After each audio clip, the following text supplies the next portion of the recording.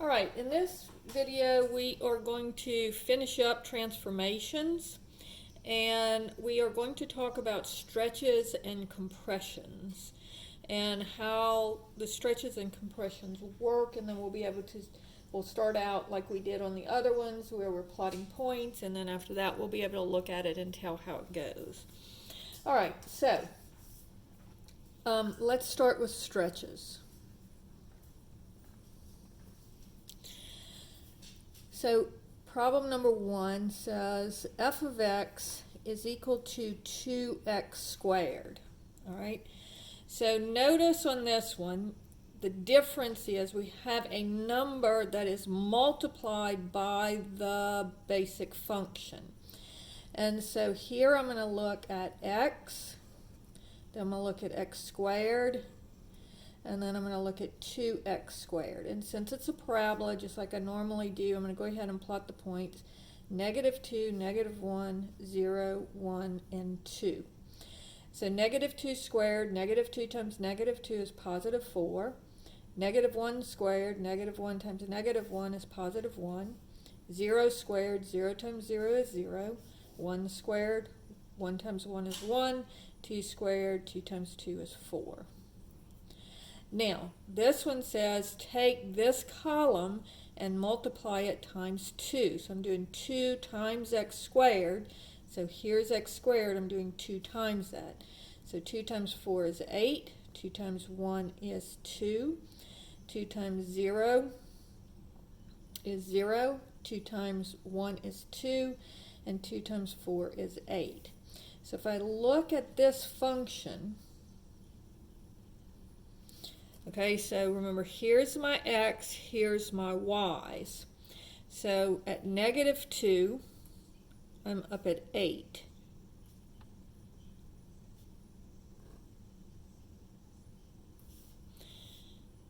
So over -2, up 8.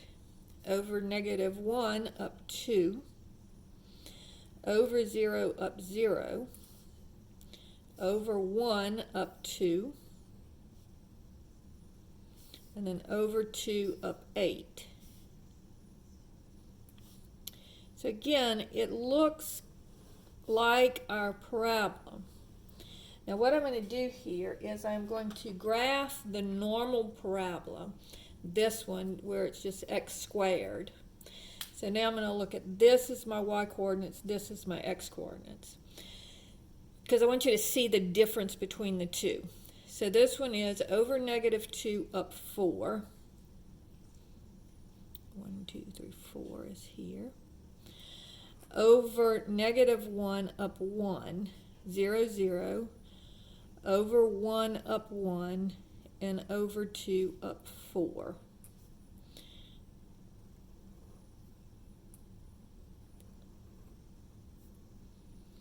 So you can see that what this did was it took this parabola and it stretched it up. That's why it's called a stretch. It stretches it up.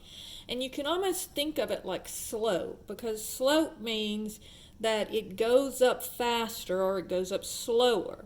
So this one, notice, because of the 2, it's going up twice as fast as it normally would have. So instead of having 4, I have 8. Instead of 1, I have 2. And so you can think of it as being skinnier, but that's not the best way to think of it. The best way to think of it as when you have a whole number here, it's going to go up faster, all right? And when you're working these problems, if you're going to plot points, plot 2 points like we normally do, then it's not going to really affect the graph a whole lot. And so let's look at another stretch. Let's say that we have h of x is equal to 3 times the absolute value of x minus 1 plus 2. All right? So this has a stretch, a shift in the x, and a shift in the y. So when I'm working this is what I'm going to do. I'm going to say, okay, I've got, this is a shift in the x, so this would be, again, if I make, well, first of all, let me go through my steps. So what is the parent function?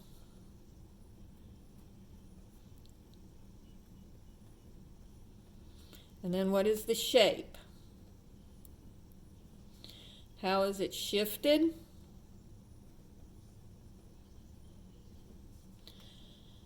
And then we also had added, is it reflected? And now we're adding a new one, is it stretched or compressed? Okay, and we haven't looked at compression yet, but we'll look at that in a second. So on this one, notice that if I take off this 3, if I take off the 1, I take off all the numbers, this is just the absolute value of x. And so that is a V shape. And again, you need to memorize what these shapes are. So now let's look. So we've got the parent function, we have the shape. Now how is it shifted? Well, remember, if x minus 1 equals 0, x equals 1. So it's shifted positive 1. So to the right, 1. And then this is going to be shifted up 2. So my vertex is going to be over 1 up 2. So here's my vertex. All right. Now, in order to look at the 3, here's 1 is my vertex. I'm going to go 1 on this side and 1 on this side. So 1 plus 1 is 2, and 1 minus 1 would be 0. So when I plot my points, I'm going to plot 0 and 2, because I already know what 1 is. It's right here. All right, so then I'm going to go absolute value of x minus 1, and then 3 times the absolute value of x minus 1, and then finally h of x. Okay, that'll be adding 2 to it. All right, so 0 minus 1 would be negative 1, but when I take the absolute value of it,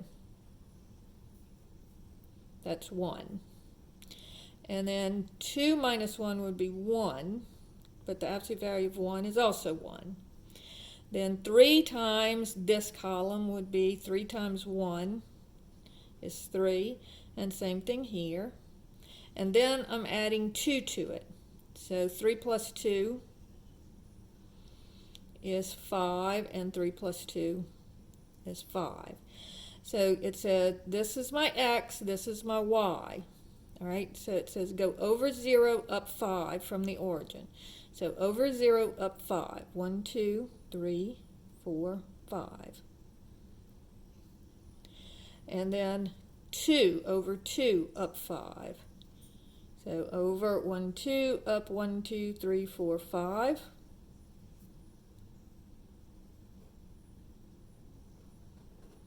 And here is my graph. So you see the 3 kind of, by plotting these 2 points, the 3 kind of takes care of itself. Because notice that normally the slope of this line would be 1, and so it would be out here. So it would be kind of wider, and then this one is taller because it goes up faster. Okay, and that's the best way to think of it. All right, now let's look at a compression. And so again, I'm just going to start with my parabola. Except for on this one, I'm going to do 1/2 x squared. Okay.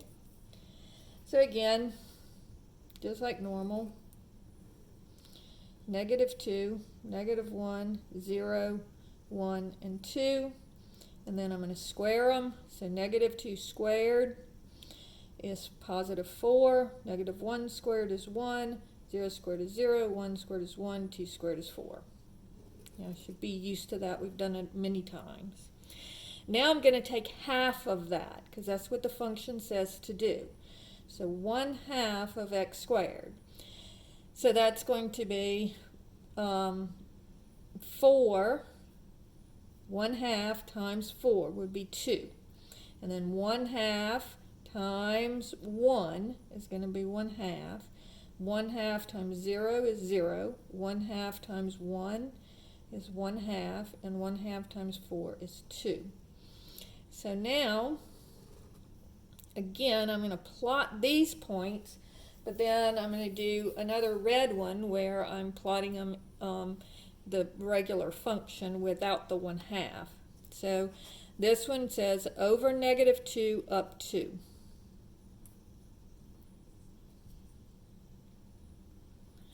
This one says over -1 up 1/2. So over -1 up 1/2.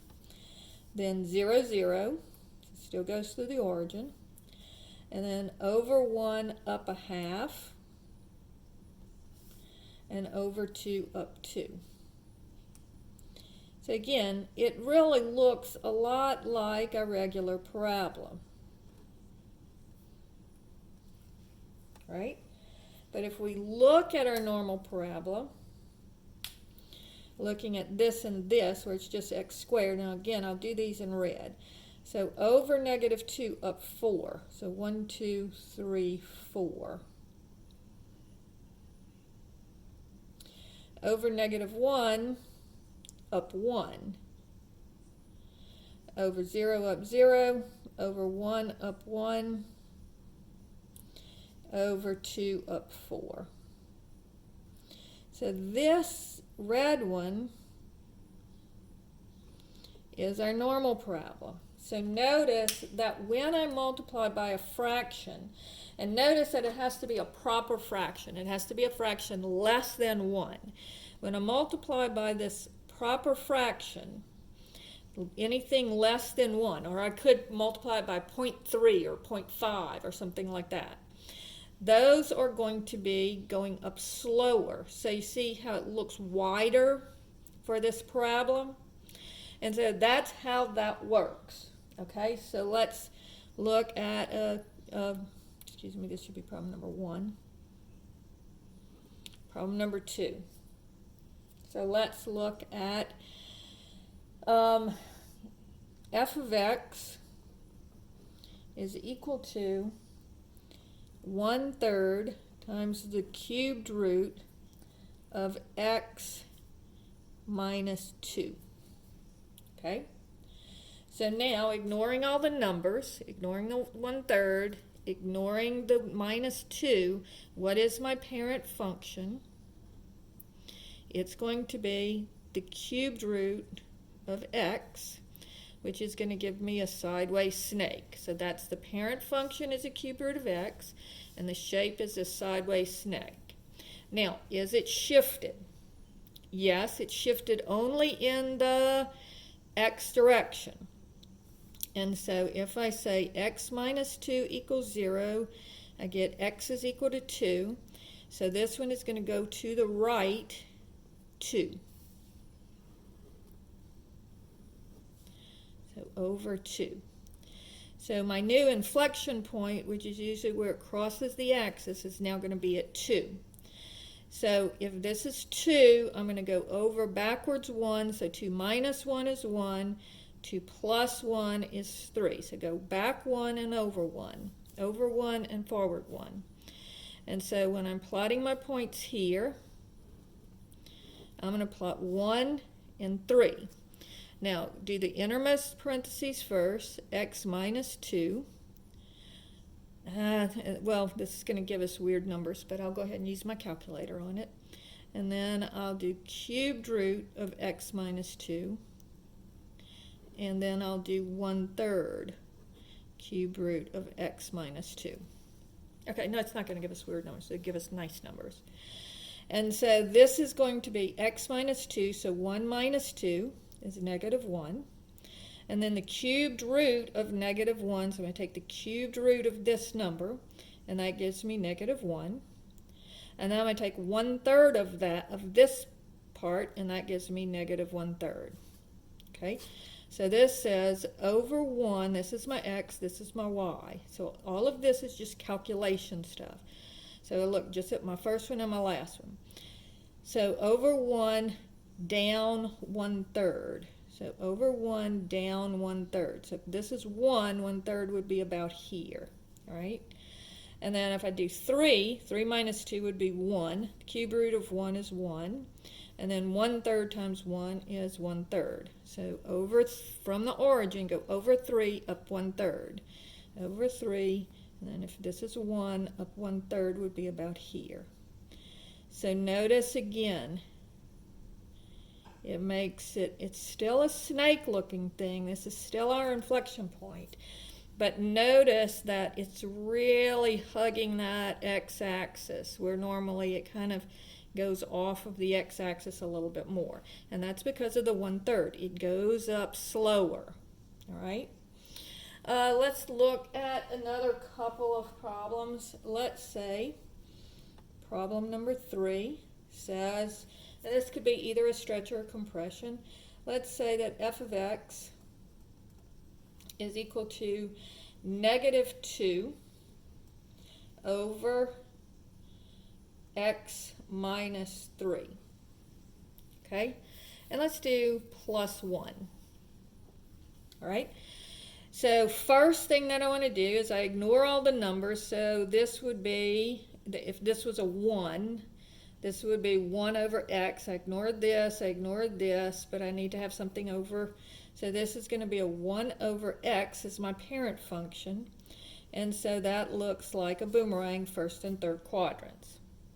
All right. So now the next, so that's parent function and shape. Now, is it shifted? Yes, it is. If x minus 3 equals 0, x equals 3. So this would be to the right 3. And then this one, notice, is up 1. All right. So I'll go ahead and do my vertical and horizontal asymptotes at this point. Once you know your shifts, you can do your asymptotes. Then you have to plot some points to get the rest of it.